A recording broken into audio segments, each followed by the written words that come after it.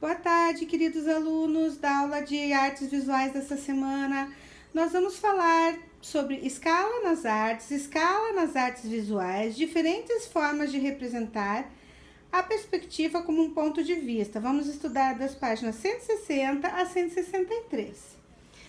Como uma pessoa toca um instrumento, ele precisa das escalas musicais. São formadas por um conjunto de notas organizadas em sequência, da mais grave à mais aguda. Nas artes visuais, as cores que os artistas usam também tem vários tons, do mais claro até o mais escuro. No teatro, as atrizes e os atores usam a voz em uma escala de som muito variada. Aí vai dar intensidade para o personagem e para sua forma de atuar. Já na dança, os movimentos realizados pelos bailarinos podem ser mais rápidos ou mais lentos, mais pesados ou mais leves, criando também diferentes momentos, diferentes escalas. Então, em todas as áreas da artes visuais, música, teatro, dança, nós usamos a escala do mais forte para o mais fraco, ou do mais fraco para o mais forte. Dependendo da situação, são usadas dessa maneira, em qualquer uma dessas situações. Nas artes visuais, a escala está presente em muitas formas. Quando um artista desenha ou pinta uma paisagem parecida aqui com o mundo real, vejam, pedras, olha os detalhes, né? Aquela árvore mais ao fundo, pode usar a escala para organizar o tamanho. Vejam que nós percebemos que nessa pintura aqui de 1513, vemos o fundo atrás, uma árvore bem mais distante. Então, isso nos dá a impressão que as pessoas estão mais à frente e os demais itens da fotografia estão mais para trás, mais distantes. Isso é uma escala. Quando um arquiteto faz uma maquete de seus projetos, aqui é um projeto de Oscar Niemeyer, um dos arquitetos mais famosos do Brasil, que fez muitos projetos, ele desenha num papel, ó, e ele faz uma escala. Vejam, para mostrar a proporção do tamanho dessa obra, que é o Palácio Alvorada, lá em Brasília, onde mora o Bolsonaro. Ele mostra as pessoas pequenininhas para mostrar numa escala a proporção do tamanho do palácio. Quando nós observamos uma escultura de vários ângulos, algumas partes parecem mais próximas de nós e outras bem mais distantes. Isso acontece porque a escultura é uma obra de arte tridimensional, que a gente já estudou isso, assim como as obras de arquitetura. Logo, a sensação de profundidade provocada por essas obras é real. No entanto, quando olhamos obras bidimensionais, como desenhos aqui, como pinturas, a sensação de profundidade é uma ilusão. Na verdade, o artista, pela sua prática, ele nos causa uma ilusão ao olhar.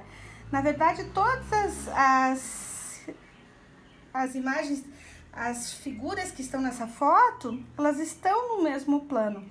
Mas ele nos faz ter uma ilusão de ótica, devido à maneira como ele pinta, nos mostra mais ao fundo alguns itens da foto.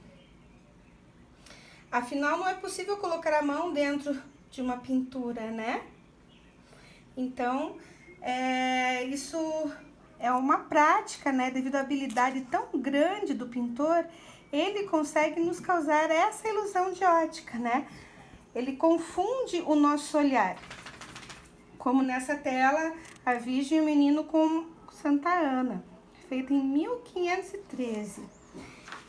E como aqui, ó, no croquis do Palácio Alvorada, o arquiteto Oscar Niemeyer incluiu pequenas figuras humanas para que o tamanho do prédio fosse compreensível. O arquiteto criou assim uma escala. Vejam que interessante. Aí nós temos diferentes formas de representar a perspectiva numa obra. Além de indicar uma forma de representar o mundo por meio da arte, ela também pode ser usada como sinônimo de ponto de vista. Olhem aqui, representa aqui pessoas mais perto e algumas pessoas mais distantes e bem mais distantes, algumas árvores. Vejam como o ponto de vista também diz respeito à forma como as pessoas compreendem o mundo. Há pessoas que acreditam que o mundo é todo o universo, é a obra de Deus. Outras, temos que respeitar também, defendem a ideia de que tudo surgiu de uma grande explosão chamada Big Bang.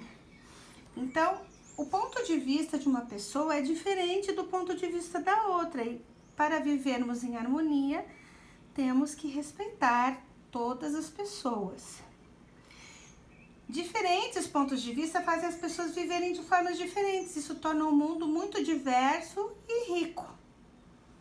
Será que os artistas de épocas diferentes também representavam o mundo da mesma forma? Eu acho que cada um tinha um ponto de vista, queria fazer da sua maneira como via o mundo, né? Então, cada um no seu momento tinha o seu ponto de vista e pintava de acordo com o seu ponto de vista de uma situação. A perspectiva como ponto de vista. É normal acharmos estranhas as formas de apresentação diferentes daquela com as quais estamos acostumados, como aqui nessa obra, né? Uma obra Majestade ou Virgem com 20 anjos e 19 santos.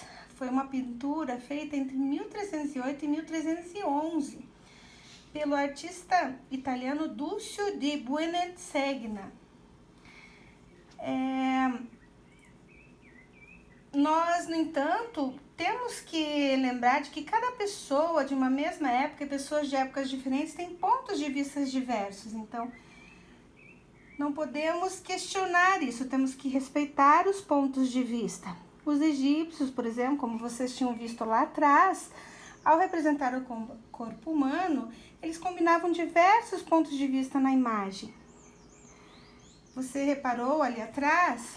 Vamos voltar? Olha, diversos pontos de vista na imagem.